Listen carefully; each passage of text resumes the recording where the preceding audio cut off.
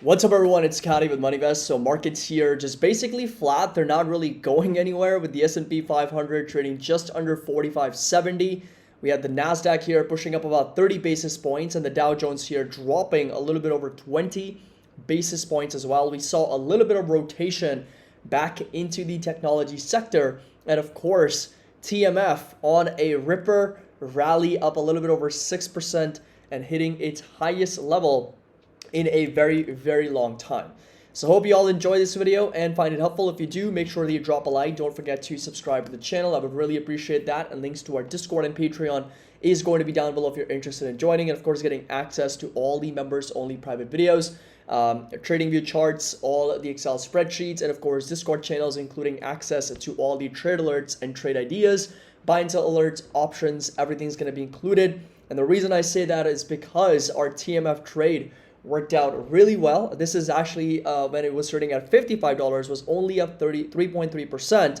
In fact, TMF ended up being up a little bit over 6%, so it more than doubled in the daily gain, trading as much as $57 per day, so $3.34. So that's almost $1,000 gain on the day, and of course P&L very strongly. I did trim a little bit of TMF today, and will continue to do that as it continues to hit my target moving forward. So again, if you want to get alerts to all these, again, this literally the trades that I'm making are going to be quality over quantity. I'm not going to be making a lot of trades in any given year, but if I'm able to make 15, 20, 30% per trade, and I'm taking, let's say, 12 to 18 or 20 trades a year, that's all that matters. That's all I'm focusing on. So it's quality over quantity. And again, if you want to get access to all of these alerts and trades, link's going to be down below. We'd love to have you on board.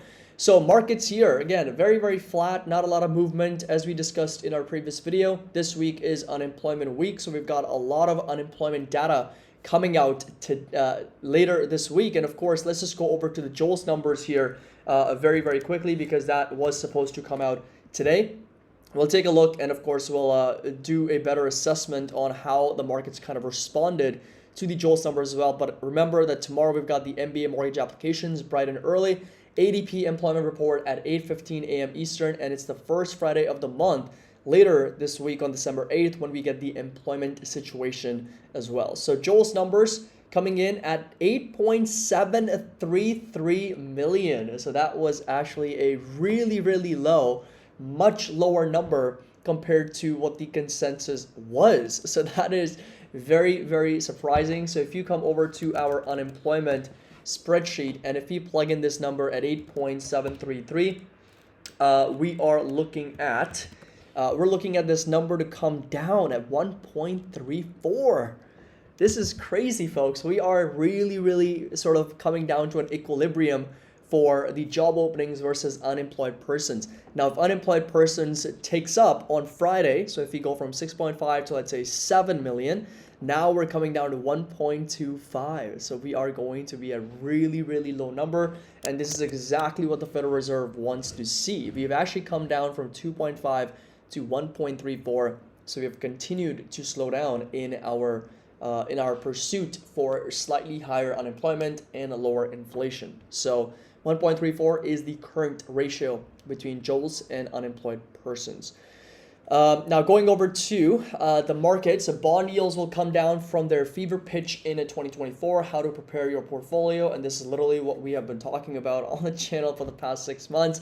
This is exactly why we had a macro tactical play on the idea the yields are going to start rolling over and we're going to see the bond market do really well. And that's exactly what's happened, as TLT and TMF have done really well. So TMF obviously pushing up over 49, close to 50%, as yields continue to break down and sell off because there's a level of panic buying that's happening by capital allocators in the bond market as well. Something, again, that I have mentioned and talked about in my previous videos time and time again. Now, one of the things that I think was very important with levered ETFs was timing, right? Timing was critical. And as much as I tried to caution everyone that be careful, yields can still go higher because there's a lot of deficit, there's a lot of issuance of debt. TMF continued to make lower lows, and TLT also continued to sell off. But there was a moment, right, in October when we saw a breakdown on the yields, and we also saw covering from hedge funds on their net short positions And at the same time, yields getting to their highest level in over 16, 18 years, capital allocators, as soon as they start to see the yields roll over, they're going to start to want to allocate capital into the bond market and fixed income to lock in those rates for 10 years, 20 years, 30 years. So longer end of the curve was very vulnerable to pullbacks. And again, we do still have some demand forces. We do still have some supply forces with the Treasury Department issuing maybe more debt. There's going to be more fiscal deficit and issuing more debt to kind of finance those needs. But we're working against two demand forces and one supply force, which is obviously causing a 2-to-1 ratio for the bond market to push higher and yields to come down as well. So that's where we are. The Federal Reserve's series of interest rate hikes, which kicked off in 2022, made idle money profitable. 1-year certificate of deposits are yielding upwards of 5% at some online banks, and the Crane 100 Money Market Index has an annualized 7-day yield of 5.2%. But we know that Jerome Powell has already been talking tough, and he says that it's still too premature to speculate on when policy could ease. And people have been heavily in cash. It pays well, and it gives them a lot of optionality. However, she noted, this was Kathy Jones, fixed income strategist at Schwab. She noted that those big cash positions expose investors to reinvestment risk. That is, they may wind up reinvesting future proceeds into assets with lower yields. And because of that reinvestment risk, they want to invest in higher yields today and lock themselves in for a 10-year, 20-year, 30-year, because 1-year CD is only 1-year CD, right? They'd much rather take a 10-year note at 4.5% than a 1-year CD at 6%, right? Because they want to be invested for the long term, yielding such a higher rate of return. And that's exactly why the demand's coming in. Bitcoin also tops over 44,000 for the first time since April 2022 as ETF optimism grows. We've talked about this in our previous video as well, and gains are up to more than 160% for the year. Apple's market cap also closes above $3 trillion, so very, very strong momentum coming in for Apple. This right here was the heat map. NVIDIA, Apple rebounding a little bit very nicely. Google, Amazon, Tesla, Microsoft. So it was mostly tech that was pushing higher here on the day, and everything else was basically selling off. So most sectors, this is the entire market, liquidity once again coming out of these sectors, going over to tech. Tesla, Amazon, Google, Apple, NVIDIA, Microsoft, some of the big winners on the day today. So mostly it was a tech Magnificent 7 type day. So technology and comm services green, everything else was red. In the last 1 week, of course, we've had real estate, industrial, financial, healthcare, cyclicals, all pushing higher. Everything else was down and red. And over the last 1 month, of course, we've seen energy, the only sector that's struggling on the back of lower oil prices as well. Coffee prices, we got feeder cattle, we got Nikkei, oats, palladium, all pushing higher, with orange juice with one of the biggest sell-offs, 4.5%. Sugar prices, lean hogs, cocoa, ethanol, canola, natural gas, all of them pulling back, with Bitcoin here just a little bit under 43,800 and Ether just over 2,200 as well. So volatility continues to be really, really low and muted, under 13, so down a little bit over 1.76% here on the day. Ether, on the other hand, continues to move higher, so slightly down about 0.5%, but just trading under 2,300. And Bitcoin here, obviously, also moving higher very nicely, up to as much as 43,700. The next target and the resistance that we're really watching is going to be all the way up to as much as 48,000 to as much as $51,000. So this right here inside this red rectangle is going to be that next resistance to watch for Bitcoin. Before we move any forward with the video, definitely do make sure to drop a like and subscribe to the channel. I would really appreciate that, and links to our Discord and Patreon is going to be down below. Also, do check out the fundamental and technical analysis courses, options course, and psychology course. It's also included. You get lifetime access to over 130 lectures and 30 plus hours of content with my Excel spreadsheets and PDFs and cheat sheets. I've put in a lot of work into those courses. And also, don't forget to check out my Instagram. My handle is going to be CASWRP, and we'll love to connect with you there also. Now going over to oil prices, we are seeing it at a support at $71, $72 a barrel. So this right here is going to be that green rectangle that it continues to validate. In case we see a breakdown below this, of course, next level is going to be $65, $66 per barrel for crude. This is actually good news for inflation, which again is going to be coming out very soon. First, we have to focus on unemployment, then we move over to inflation for next week. This right here is going to be the yield curves, and again, you'll notice that we are still inverted and the spreads are still negative. However, the long end of the curve is really starting to roll over. We just need to see the short end of the curve also budge and start coming down, because it's still at pretty elevated levels. Like the 6-month is still at 5.4%. And again, if you think about it logically, right, why would the long end of the curve coming down faster than the short end of the curve? That's only because the short end of the curve is a short end, like, so it's only 6 months and 5.4%, while a capital allocator may look at 5.4% and be like, wow, that's an annualized rate of return. That's very good, but it's only for 6 months, right? And if you do it twice a year, that's about 1 year, and that's it. Nobody knows where the rates are going to be 1 year, 2 years, let alone 5 or 10 years from now. So if they're getting the opportunity to lock in a 10-year rate at 4.5% or 4.2%, or a 20-year, 30-year rate of 4.5, 4.7, that's going to be a lot more attractive to these capital allocators than just locking it in for 6 months or 1 year at a higher rate of return. So hope you understand that. Now going over to the market, S&P 500 continues to consolidate sideways. So it's been actually quite a long streak of boring days. I don't know about you, but like the S&P hasn't done shit. Like it's literally not gone anywhere from November 22nd, right? So boom, like literally at around 45, 4600, it's just been trading sideways, and it's not really doing anything. It just kind of goes to show that momentum is fading, with the RSI, showing some signs of rolling over. MACD also crossing potentially below that signal line. So just got to be careful with how much momentum we've already seen. I have no doubt the markets may actually have a very strong Santa Claus rally and close out the year very strong, but we have to be careful with what January of 24 may have in store for the market moving forward. Talking about the NASDAQ, same exact thing. You can see that we haven't really gone anywhere. I mean, we're trading at the same level as we did back on November 15th. So, it's been well over 3 weeks and the NASDAQ has not really done anything, just gone sideways. And every single day has been like up, down 10, 15, 20 basis points, and that's about it. And support level is going to stay put right over here at 13,800 with a resistance at 14,400 as well. So that's really where we are. Just a lot of consolidation, not really going anywhere all that much. Of course, Magnificent 7 was kind of like the highlight of the day, pushing higher very, very nicely, starting with Apple hitting a new $3 trillion market cap. And we kind of talked about this bull flag, right? So we had this pattern as a bull flag potentially, and a huge breakout that happened. And next resistance and target is going to be 196, 197 for Apple moving forward as well. And support level is going to stay put at 189, close to $190 per share.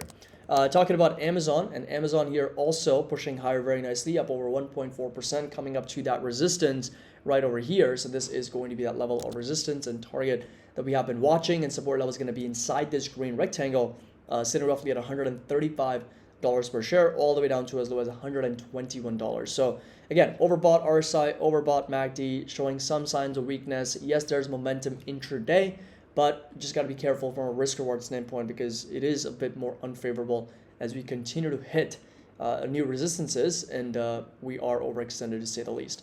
Talking about Tesla, and Tesla actually had a pretty strong day at some point. It was up a little bit over, I think, 3 to 4%.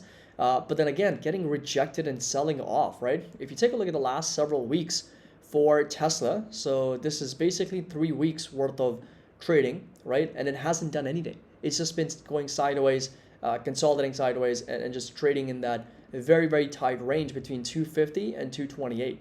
And of course, we are within the context of a broader downtrend of lower highs and lower lows. So this right here is going to be that lower high. God, why does it keep happening to me? Lower high. God, lower low. This right here is going to be that lower high and that lower low. That's the downtrend, and support level obviously is going to be sitting right here inside this green rectangle in the low 200s. 196, $212. That's going to be that support.